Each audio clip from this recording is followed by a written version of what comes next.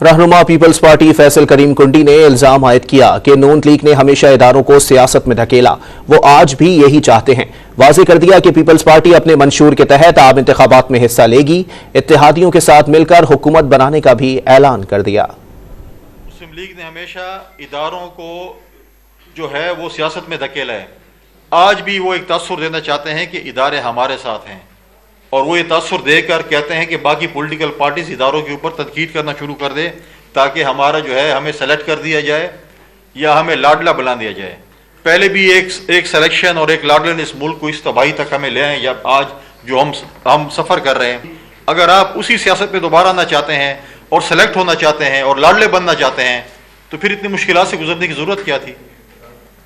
फिर आप जो बयानिया आपका लंदन का था कि वोट को इज्जत दो, मुझे क्यों निकाला, फ्री एंड फेयर इलेक्शन, वो तो आपने वही एवन फील्ड में छोड़ा है।